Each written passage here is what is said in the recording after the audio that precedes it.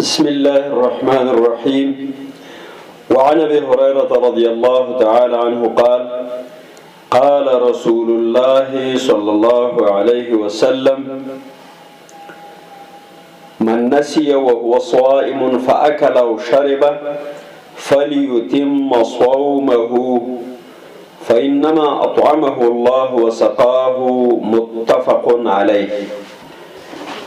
وللحاكم: من أفطر في رمضان ناسيا فلا قضاء عليه ولا كفارته وهو صحيح.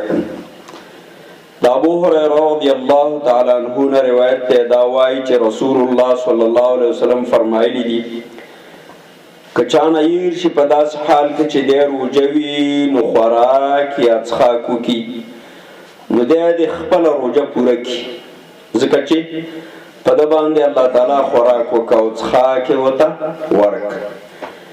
د حاکم پر روایت کې راځي: من افطر فی رمضان ناسیا، کچا روجه ما تکړه په رمضان کې او فکر یې نو خبره یې روا په هیر باندې فلا قضاء علیه ولا کفارته، نه په قضا د دې روجه شته او نه کفاره او ګناهګار د دې روجې. دا دواړه روایتونه صریح دلیل په دې خبره باندې چې مسلمان سهو شي، تیروزي او خطا شي، فکر یې نه ورځ د روجي وي او د روجه شوی وي او د هم روجه وي، یا څه وخوري یا څه وڅکي، او دا هم په بې فکرۍ سره چې کله ور په یاد شو نو دواره د خپله خوله صفا کړي، خوراک او څښاک دې بند کړي، د ماښام د اذانه پورې د روجه بنده وساتي او د صحیح روجه والا د روجه وشولا او د روجه نه د ماته شوی په دغه تیروتنه باندې او په دغه سهوی باندې. حاکم پر روایت کې راځي چې نه په قضا شته او نه په کفاره شته. علت د صحیحینو په حدیث کې ذکر شوی دی چې الله عز وجل په د باندې خوراک او څښاک وکړ. نو دا خبره واضحه شوله چې د چا روجې ته فکر نه او د روجهدار یو په سهو یې خوراک څښاک وکړ، چې کله ور په یاد شو فورا د خپله خوله صفا کړي، روجه دې بنده کړي، روجه صحیح ده، تر ماښامه د خپله روجه ورسوي او بیا دې د دې قضایي نه راوړي.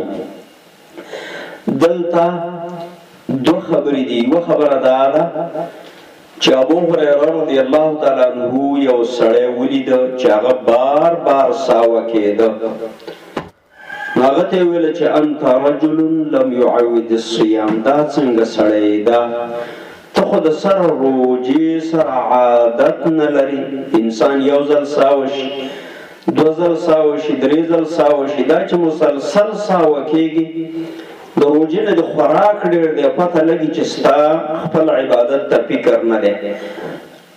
نو د دې وجې نه ډېر زیات فکر روجې ته نیول پکار دی. دویمه خبره، مهمه خبره دا ده، مغني کې ابن قدامه رحمه الله لیکلي دی او شیخ ابن عثیمین رحمه الله په مجالس و شهر رمضان کې لیکلي دي چې کله یو انسان په حقه روجه کې د نسیان او د هیر په اساس باندې خوراک کوي، بل ورته ګوري، هغه دې فورا فتحه ورته ورکړي چې مه خوره وروره، روجه ده، روجه مه خوره، ځکه چې که دی معذوره دی او ده ته روجه ور په یاد نه ده، نو هغه څوک چې ویني داغه خو روجه په یاد ده کنه. او نبی صلی الله علیه وسلم فرمایي: من رأى منکم منکرا فلیغیره بیده، هغه څوک چې په تاسو کې ناروا وګوري نو هغه دې په لاس باندې منع کړي، په ژبه باندې دې منع کړي.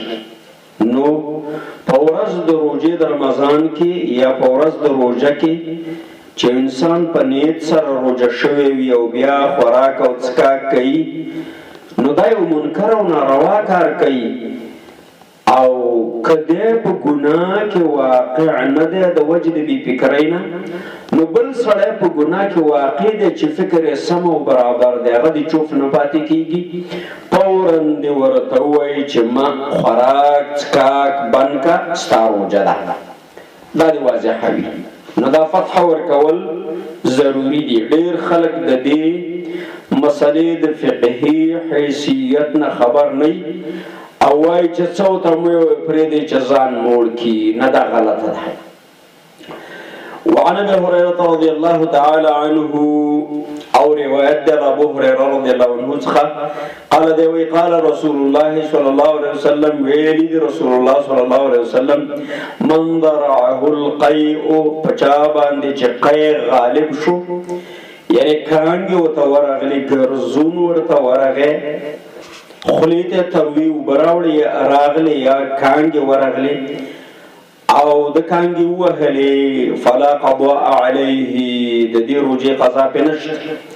ومن استقاء فعليه القضاء او کچا په زور ځان ته قی او کانګي وروستې، یعنی کوشش او محاوله د دې وکړه چې د کانګي ووایي او د روژه وه، نو روژه خرابه شوله، اوس به د دې قضا راګرځوي. ومن استقاء فعليه القضاء او که چا په زوره کانګي ووالې نو په ده باندې قضا لازمه شوه.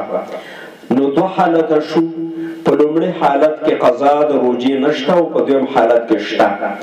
چې کله غیر اختیاري انسان له ګرزون ورغی، کانګې ورغلې، نو قی ورغی، نو دی د هغه نه زغمي، هغه د خولې نه توکي، هغه دې وغورځوي، خپله روژه دې وساتي، روژه درسته او صحیح ده. او که کله داسې وي چې دی یو څه بویه کوي چې د هغه د وجې نه دله کانګې ورځي، یا خپل مسواک او برس په داسې انداز کې استعمالوي چې دا غواړي چې ګرزون وکړي، کانګې ووایي، نو دی دې په دې باندې پوه شي چې روژه یې ماته ده او قصداً د خپله روژه ماته کړله. دا روایت ابو داود راخسته ده، سند صحیح ده.